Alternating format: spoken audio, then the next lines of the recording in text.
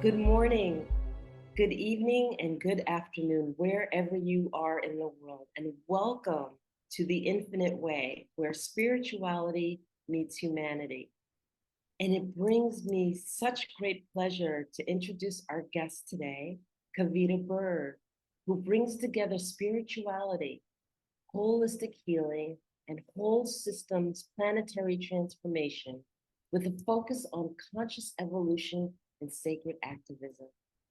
She writes articles and books on these themes and collaborates with organizations working for their integration. Based for many years in South India at an ashram where the great sage Sri Ramana Maharshi taught, Kavita has been practicing the teachings of non-dual spirituality, Advaita Vedanta, and Zen Buddhism, along with her traditional as well as evolutionary approaches. She is craniosacral therapist, craniosacral biodynamics, with a background in teaching yoga as sanyassin with the Satyananda Ashram for 7 years. A graduate of Princeton University with a BA in English Literature and Creative Writing, Kavita is author to numerous articles on spiritual and holistic subjects, a book of poetry, love songs of the Undivided, and 2 books on sacred activism, Quantum Co-Creative Revolution, We Are All in This Together, and Chronicle of Tectonic Year, Point of No Return, or Returning to Our True Wholeness. Kavita has a vision for living in community for sacred activism and an inner and outer freedom coaching training project. She welcomes collaborations with these projects.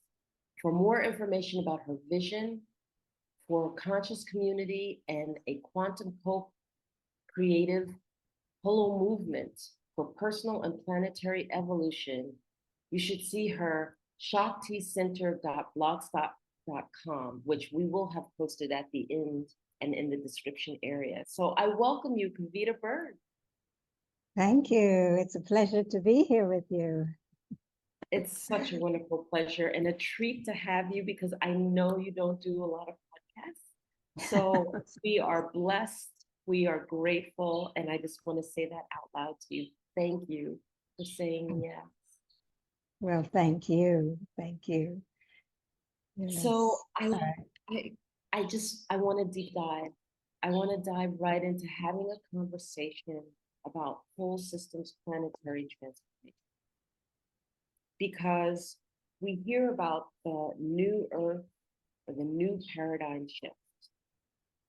But would you give us through your eyes, what do you perceive that looking like?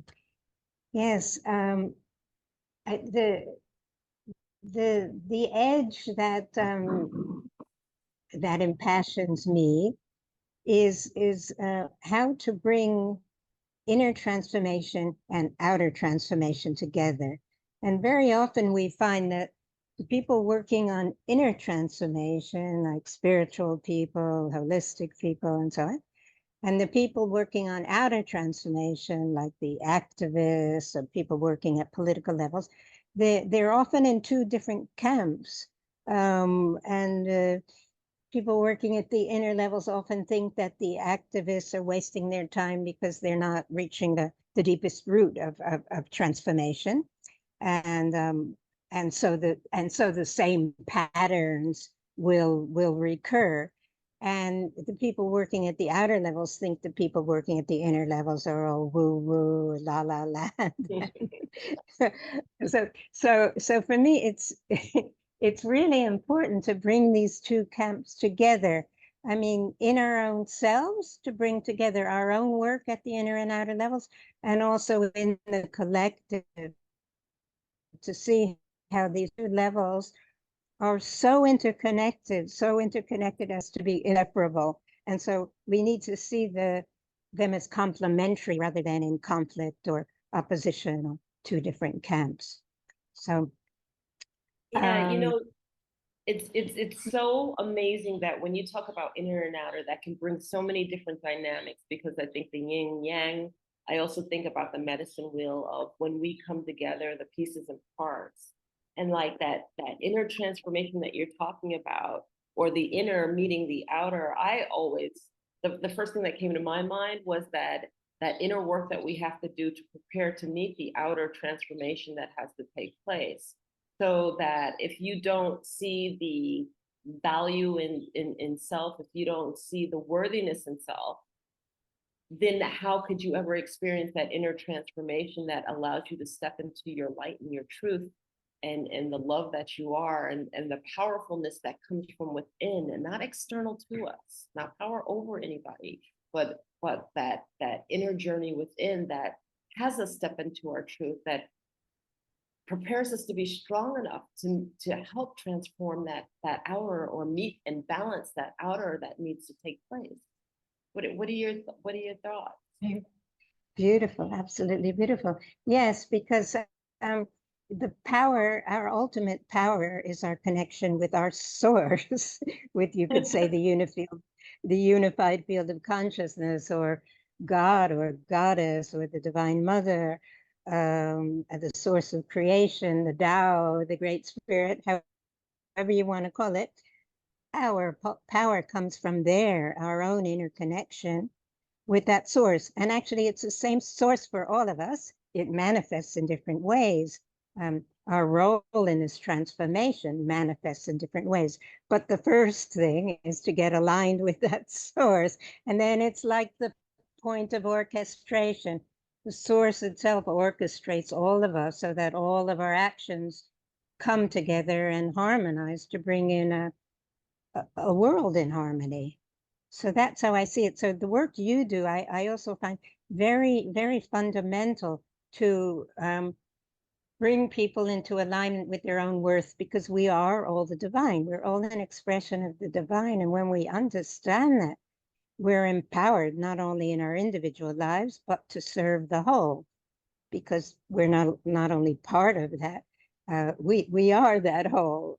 I mean, with our linear thinking, it's hard for us to imagine that we can both be a tiny part of the whole and actually the whole itself. But actually, we are both. And as we move into holographic thinking, we realize how the part and the whole are actually one. Then you describe whole systems transformation. So there we are. We have that inner work that we've done, and we've connected with source. We're standing in our truth, and we're prepared. Would you describe the vision you have for like that whole systems planetary change? What does that look like? What are the levels by which we would operate at? We as human beings in a 3D world tend to focus on finite, very, very small. But when you talk about whole systems planetary transformation, you're talking about the grand picture. And one of the things I find as being in the human nature is that a lot of us tend to come in and we look at the cosmology in a very small way and not a grand way. And we didn't come here to play small. We didn't get birth here to go through everything that we went through to play small. But yet a lot of times our vision is so small and so focused, we can't see things on a grand scale. What do you think? Yeah, and I totally agree, and very, very beautifully said. Absolutely. Yeah, and as I said, we are the whole. We are the whole. And that's grand, that's big, that's infinite. And its potentials for manifestation are also infinite. So yes, I totally agree with you. Yeah, so to explain what I mean by whole systems transformation, I have a model I call the spheres of co-creation. So it's a representation of the different dimensions of our being, the different levels of our being, because we're not just the physical body. I mean, I think many people have seen the pictures of yogis, and around and emanating from the yogis are 5 bodies. So there's not just the physical body, there's the energetic body, there's the emotional body, the mental body, and the spiritual body. So all of us exist on these 5 different dimensions individually, and we also exist on collective dimensions as well.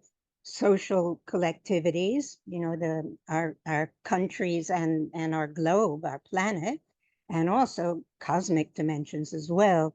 So we exist in all those different spheres, from the most subtle to the most manifest. So the this model of the spheres of co-creation, if you can imagine it, it's like 7 concentric circles, or it's actually 3-dimensional. It's actually 5-dimensional, not just 7 rings, but 7 spheres, emanating from the core of pure spirit. At the center of these 7 spheres is consciousness, universal consciousness, the unified field of consciousness. From a quantum physics point of view, from the spiritual point of view, you can call it pure spirit or the Tao or God, goddess, all these other names that the different religions and traditions use for it. But whatever it is, it's that one essence from which everything is created and to which everything returns continuously. Continuously. We're all being animated by that one essence, and everything in creation is being animated by that one essence in this grand orchestration. And we're always also returning to that. It's in the background always. So so the center of the 7 spheres is this, the unified field or spirit or pure consciousness, universal consciousness. And then that radiates out from the subtlest levels to the most manifest concrete levels. So from consciousness radiates out as subtle energy levels, like the quantum fields. Yes, these subtle energy currents that underlie the manifest world, that underlie the world that we see. And the 3rd level is mental formations. Many people know about morphogenetic fields that underlying the manifest world, again, are these mental fields, fields of intention and vision and cultural worldviews that we share, and then we project as the world that we see around us. So that outer world is underlain, is we say, informed from these subtler dimensions first, the consciousness level, the subtle energy level, and the mental level. And then the 4th sphere out is where the world comes into view, the concrete forms, or visible forms, perceptible forms, nature, this beautiful creation we have all around us, the trees, the plants, the mountains, the rivers, and the evolution of these elements into the human form.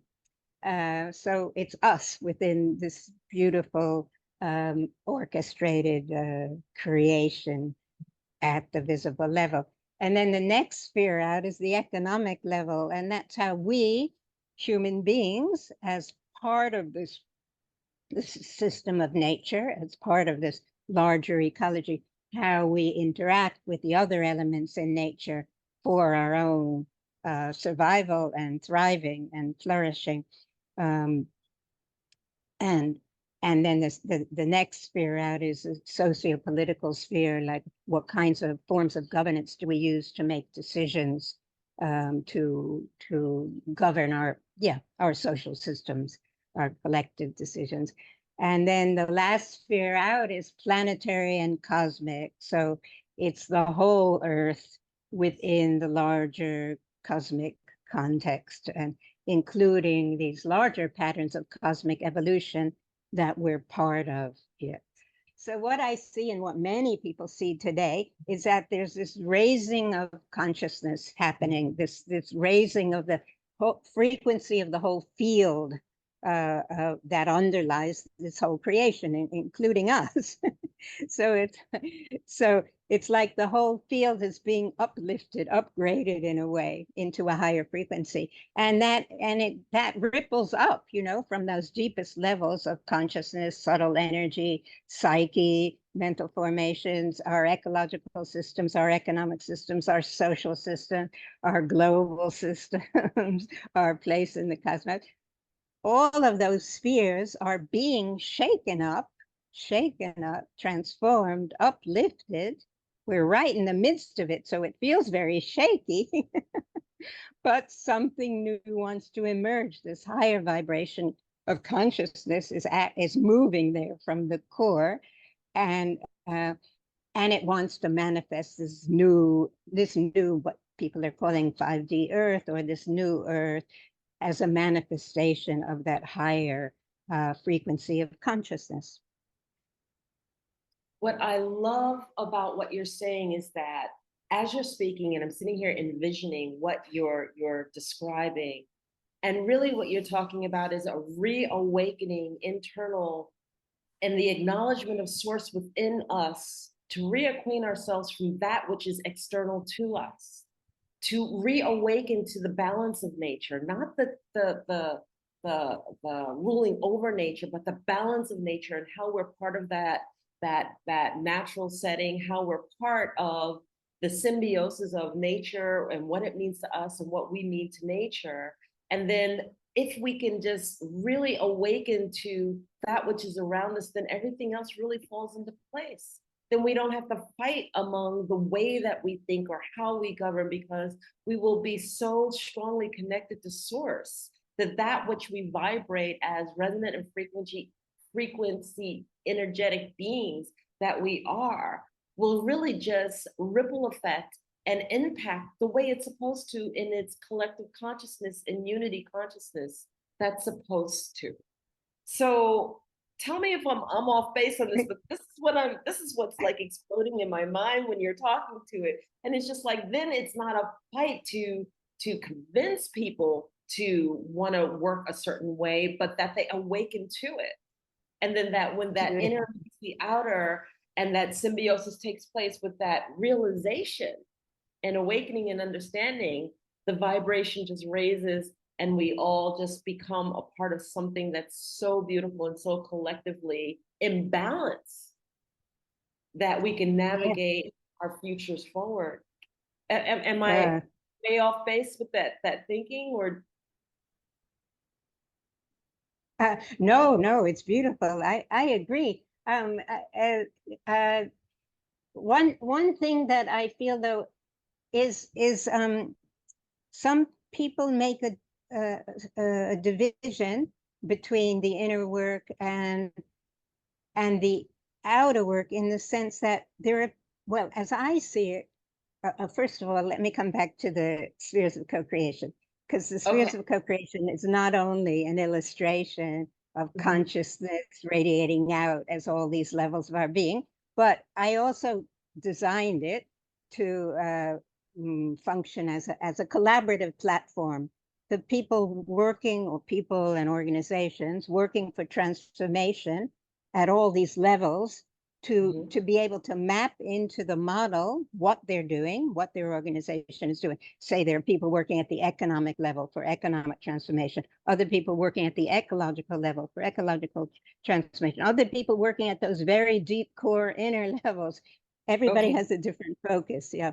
So the idea is the people that working at all these different levels, from the innermost to the outermost, all have an important role. And so I would say that even those people working at the outer levels, for instance, challenging the political systems now, I wouldn't call that fighting the political systems, because whenever we say fight, us spiritual people, that's a negative thing. We shouldn't be against anything, and it's not against. But some people's role is really to expose what's going on, to expose the forces of darkness that are coming to a head now, in very real political terms, and to expose them and to dismantle those structures, and to help other people see what's happening at that level, so they don't unwittingly comply with dark forces, because they don't understand what's happening. So I think people working at those levels, even, you know, at the levels of exposing and dismantling the present political structures, as well as building the new structures in very practical terms, building new communities, building hubs of solidarity within existing communities. All of those levels are important as far as I'm concerned, both exposing the old, deconstructing the old, and building the new at outer levels and building the new at inner levels. And nobody can spread themselves out over all those 7 spheres. Right. We each have our unique kind of sphere that we're drawn to. That's part of our mission from this grander orchestration. It's primed into us. It's in our DNA, which sphere will be called to focus our energies.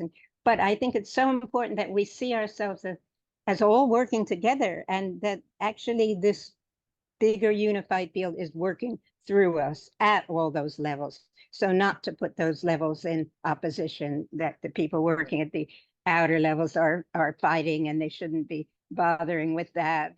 Because I think even when we as individuals work at the inner level, those of us who are focused primarily on jogging the change from the innermost planes, it has an effect on all the other planes. And some of those people, for instance, working at the political levels, challenging the system, exposing, they may not be consciously aware what they're being jogged by, but they are being jogged by this higher consciousness that's trying to emerge through all of us. So they may be very focused, if they're lawyers, for example, or doctors, they may be very focused on exposing what's been going on like that. And when I look at them, I think they're very much moved by this same force of transformation and consciousness that we are, who are working more at the inner level. So I try not to separate out any of the levels, but rather help us see how, if we respect each other's roles and levels of work, then all of those levels become much more powerful, and the whole transformation is vastly accelerated. It's wonderful when you're talking. I just have this picture of the seed of life, flower of life. You know, it's exactly like that. Yes, just at its core. You know, and this is exactly the way we're supposed to be working, and it's a beautiful, beautiful reminder of where we're supposed to be, how we're supposed to be working. Because people will go, "What's my purpose? What's my purpose? Where do I expend my energy?" And I think you just described it beautifully. Does this capture where a person could read more about this in your books? Would you talk a little bit about your books? About the book? Sorry, Yeah. did you say? Yes, about your books. Yes. Okay. It's available. I think it's available on Amazon. I haven't Okay. checked lately because I got taken down. A lot of my writing got taken down earlier Okay. on, so. But it's Well, let called me rephrase that. If yeah. someone wanted to seek and learn more about what you're expressing, can they Ah, contact you to get a hold of your books, because you have a couple yeah, of books absolutely. out? Yeah, I think the best way is to go to my website, the Shakti Oh, Center, Shakti Center, ShaktiCenter.com. Uh, okay. uh, and there mm, there's a bio, and in the bio it lists the books. So Okay. I think it might even be a direct link to the books. In any case, it would direct people to the books. And also there's a lot of information on the site itself about the spheres of co-creation and this vision for uniting personal and planetary transformation. So even on the website itself, I have quite a few articles and a description of the vision. And by the way, now that you mentioned that, now that we've come to the website, another part of my vision is building physical communities on the ground that embody this work. that Mm. embody this integration of personal Oh, and planetary healing and transformation, where people are coming together on the ground and doing this together. Because I think we've gone so far in the direction of all community being virtual these days. We really need to come back to the ground, back to the earth, back to the ground, and start embodying new models for society, for the future that we want to go in. I so agree with you. And that's it's wonderful that you are emphasizing this, because what's happening is that people are spending so much time with technology that some are literally socially inept. They Yeah, don't know how to interact with individuals. They don't know how to have common courtesy. They don't know how to focus. They're losing their focus on being able to engage in a conversation, hold interest, be inquisitive. Instead, the focus just goes right back on being in their own little world on the technology front of their phone or whatever the case might be in front of them. So I think that these communities are important. And the other piece of this is the collective wisdom that can be shared when we are working together.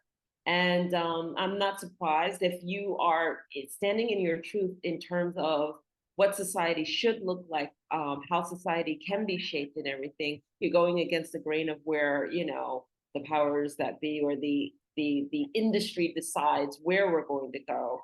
And that's another thing I just want to remind even our listeners right now is that we are individuals that have our own truth.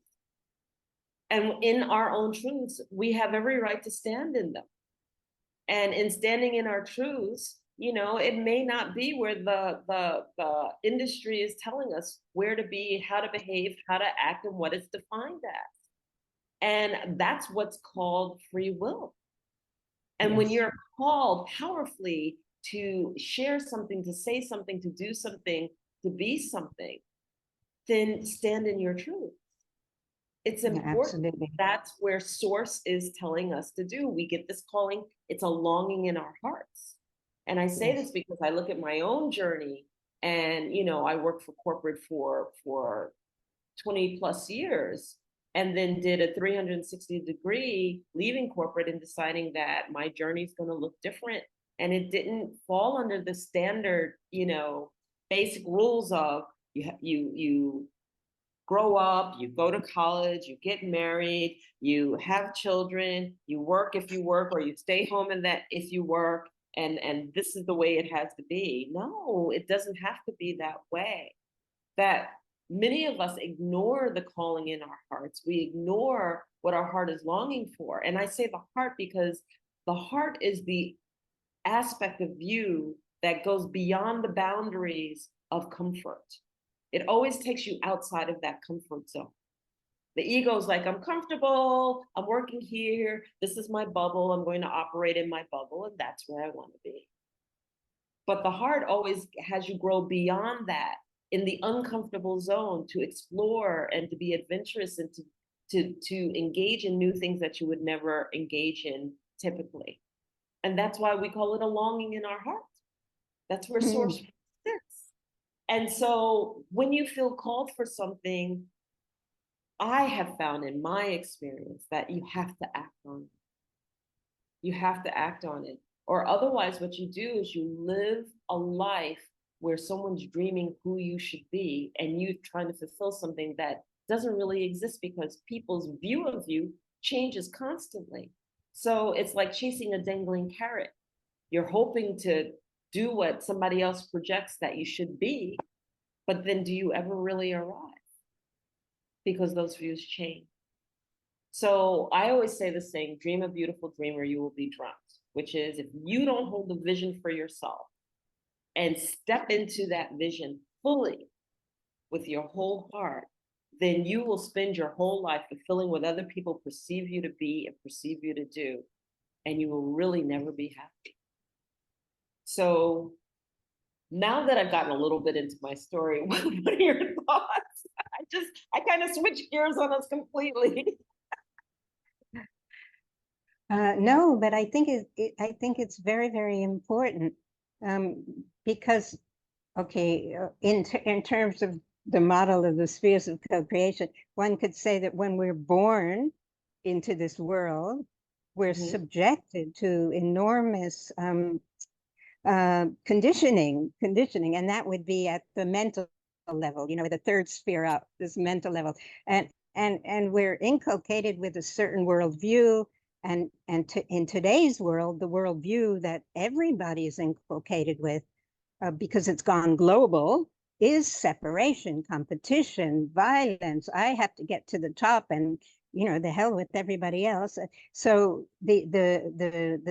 our view of the world is all around separation, conflict, competition, ambition, and and so that's why our collective world is in a shambles, is in collapse right now.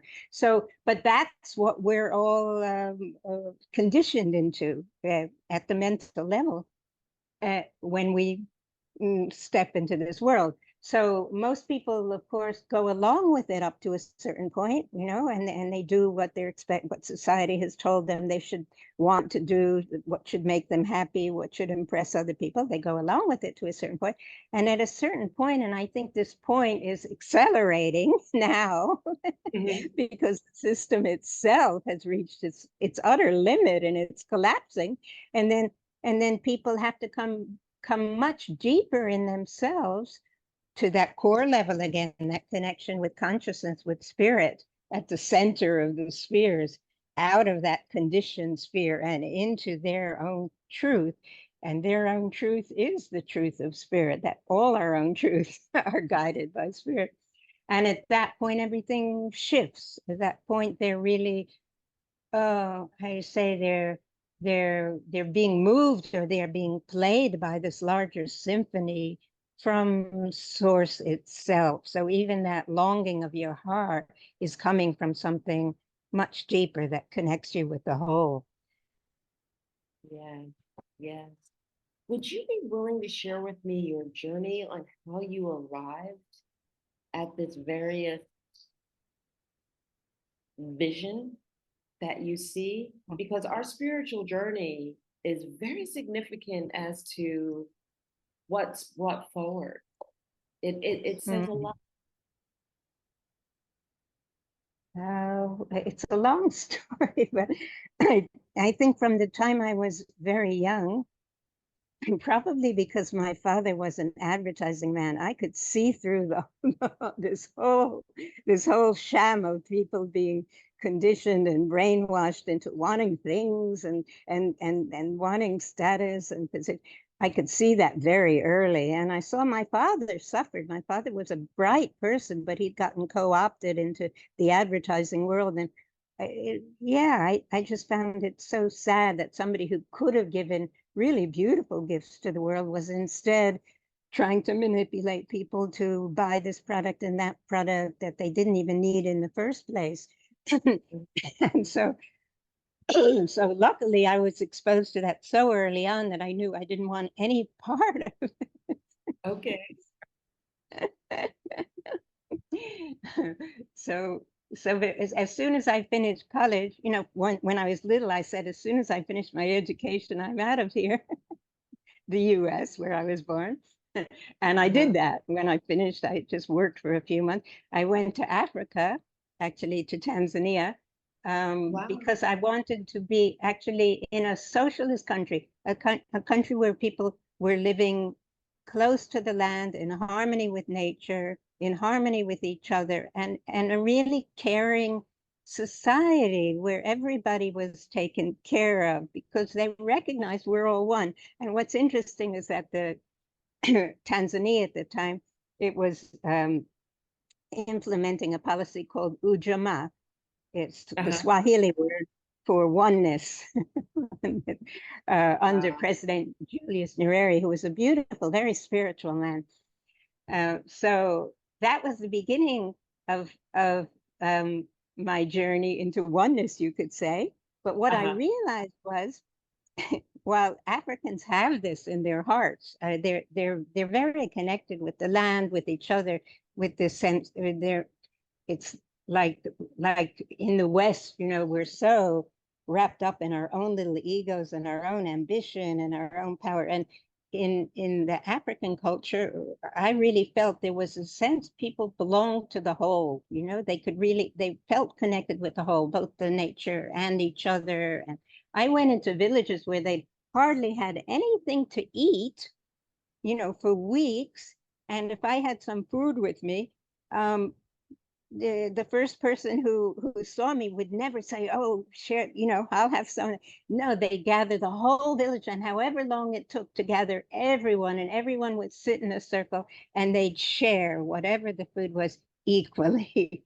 It's Wow. so beautiful. Yes. So it and it's interesting because I loved my time in Africa, but I could see I have a very busy mind. I'd been raised in New York. I had a college education. I had a very busy, inquisitive mind, and I didn't know how to make it quiet. You know, and I could Uh-huh. see the Africans around me. We'd be sitting in front of the, because I stayed in villages. You know, we'd sit in front of the mud huts, and I Uh-huh. could see the stillness and the centeredness in them. And I could feel my own restlessness, my own restless mind. And I thought, well, what do I do with that?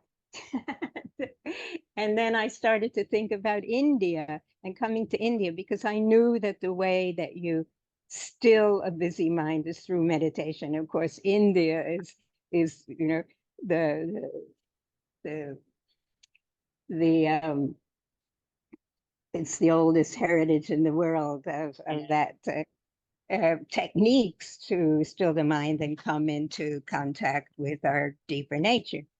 So, and actually, when I was in Africa, I was meeting people coming back overland from India at that time, and that really excited my Uh-huh. desire to go to India. So eventually, I went to India, and I ended up becoming a Swami for 7 years, and Now, what the does a last Swami 33. mean, and what does a Swami do? And good For those question. of us who don't know. So a Swami is somebody who in theory, um, has dedicated their life to the search for a deeper truth, for the ultimate meaning of life, you could say. So a Swami doesn't go the more conventional path of getting married, having a home, having children, having a 9 to 5 job, and all that. A Swami gives up all that. And then Mhm. either by joining an ashram or by wandering themselves or going into a cave. I mean, there's different varieties of Swamihood. Right. um, but the point is, it's people whose main passion in life, whose main calling in life is discovering the higher meaning of why we're here. What are we? Who are we? What are we doing here? And what's our highest purpose? So that, and in my case, I joined an ashram. I joined a yoga ashram. So we Mhm. did very intensive yoga practice, meditation, chanting, every variety of spiritual practice you can imagine. And we also served in the community. We were trained to teach yoga. So we went out and taught in schools and handicap centers and hospitals and delinquent centers and jails and everything. I loved that life. I really Yeah. loved that life. For me, it was so fulfilling, both, you know, working on our own inner evolution, and at the same time it spills over into the collective evolution, and it just seemed such a beautiful complementarity of inner and outer in our way of life, you know, inner evolution and outer service, and it went together. So I love that. Unfortunately, it ended in a big scandal, and that's when I discovered that it's almost as if certain religious traditions and practices and institutions have served us as humanity up until a certain point, and now there's a big change coming. And that's why the the in so many religious institutions and spiritual institutions, there are these scandals. There are abuses that are uncovered and exposed and so on. It's a bit like what's happening on the collective social scene right now. that Right. the authorities that we've been taken as our leaders, as infallible leaders, actually are using their positions for their own profit, power, and often, yeah, abuse. A lot of power abuse is taking place behind the scenes. So that was a big wake up call for me. And many of my fellow swamis were very discouraged, and they left the spiritual life altogether. They went out, got married, and did the usual thing. But I Uh-huh. couldn't do that because my calling for this higher purpose was still so strong. But as I encountered this situation again and again, that the present traditions had real flaws that were now coming to a head. A lot of it had to do with these patriarchal um, power structures, and that these lineages have been they've come through male minds, masculine perspectives, and male leaders for centuries, and uh, and and the structures were hierarchical, disempowering for students. And I just felt this is a big wake up call. It's time for the feminine to come in. It's time for us to create a new spiritual paradigm that empowers us from within, that doesn't rob us of the power and give it away to an authority at the top, usually an alpha male. And Yes. we later find we've been abused and used. But Right. that we take our own power back, our own connection with the divine, our own connection with source, and we create structures. This is why I think community is so important. We create spaces, sanctuaries where we nurture that in each other. We nurture our connection with the divine um, in each other, and then it comes together in this beautiful collective orchestration, which is what we've been talking about earlier. Yeah. So for at least the last 15 years, I've had this vision of what I call the Shakti Center. It's a community, a spiritual community, but um, guided by the spirit of the divine feminine, which is one of greater equality, of the recognition of the divine within all of us, and then nurturing each other to find our role, to find our own connection with the divine, and then find our role in contributing to this larger transformation. I want to thank you for holding this vision. And I want to appeal to those who might be listening. And if you're a woman out there in leadership looking for the same thing in surrounding yourself for deeper consciousness and looking to establish the frameworks, because I find that we have to build what we want. We have to build the Absolutely. framework we want. They're no longer the how do I want to say this? That trying to retrofit, I guess some things can be retrofitted, but it really it needs to break down so that we can rebuild the framework of what we want. If you're not satisfied with something and you're coexisting in something, trying to reshape it when the ideas and the foundations are already built on something that is in opposition of what you're looking for, you really need to Mhm. leave that alone and come back over and recreate your own foundation and recreate your own framework of what you feel is ideal. And if you want something more family oriented, if you want something more circle oriented, and let me not even family oriented, circle oriented. And I say circle oriented because when we sit in circle, no one's above you, no one's below you, no one's behind you, no one's in front of you. But we sit in circle and we might be all looking at that same beautiful crystal in the center, but we all see it our own way. And the beauty about sitting in circle is that we can contribute to getting to that center. And it doesn't make any other way wrong or Exactly. negates anybody else's way, but that they're just different.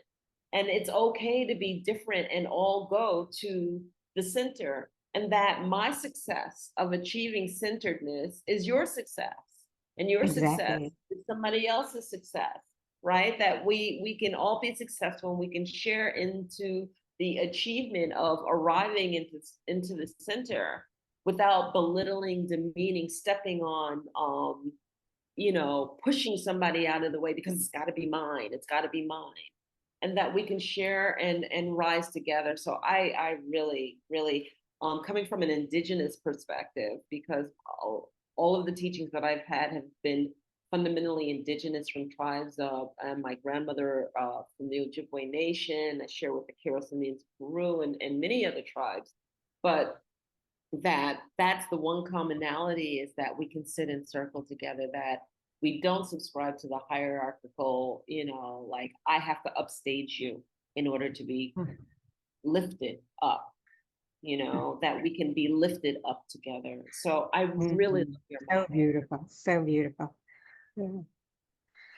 So, oh my goodness, we're coming up on an hour. I can't believe the time went by so fast. And this conversation has been so heartwarming and so lovely. I guess what I want to ask you lastly is that, what is it that you want people to walk away with when they think about the fact that you want a conscious evolution for whole systems, planetary transformation? What do you want them to walk away with? What do you want them to remember most of all out of everything that we discussed? For